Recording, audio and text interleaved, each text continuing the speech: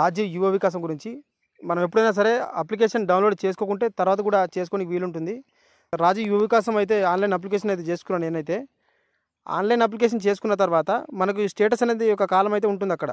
కానీ ఈ రాజీవ్ యువ వికాసంలో మనకు స్టేటస్ అనేది లేదు.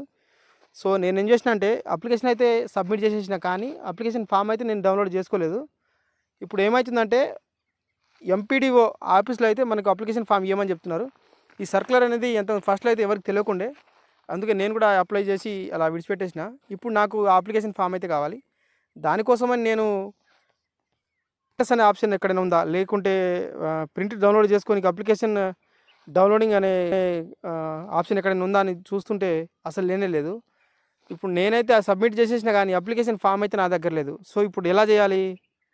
నెంబర్ ఉంది కదా ఇక్కడ చూడండి, ఈ హెల్ప్ లైన్ నెంబర్కి కాల్ చేస్తేనేమో కాల్ అయితే కలుస్తలేదు. సో ఇప్పుడు నా పరిస్థితి ఏంటిది?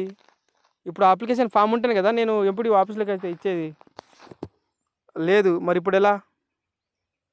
సో ఫ్రెండ్స్, నేనేం చెప్తున్నా అంటే మీలో చాలామంది ఇప్పటికే యూట్యూబ్లో వీడియోస్ చూసి అప్లై చేసుకోవచ్చు. లేకపోతే అప్లికేషన్ చేసినప్పుడే మీరు అప్లికేషన్ ఫామ్ అనేది డౌన్లోడ్ చేసుకుంటే చాలా బాగుంటుంది. ఆ తర్వాత మనకు అప్లికేషన్ ఫామ్ డౌన్లోడ్ చేయడానికి ఇక్కడ ఆప్షన్ అయితే లేదు.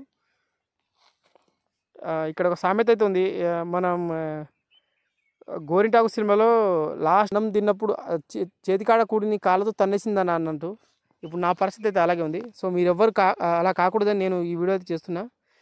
ఎప్పుడైతే అప్లికేషన్ సబ్మిట్ చేస్తారో అప్పుడే మీరు వెంటనే అప్లికేషన్ ఫామ్ అయితే డౌన్లోడ్ చేసుకోండి. మీకు తర్వాత ఆ అప్లికేషన్ ఫామ్ ఎలా డౌన్లోడ్ చేయాలనేది ఇక్కడ ఆప్షన్ అయితే లేదు.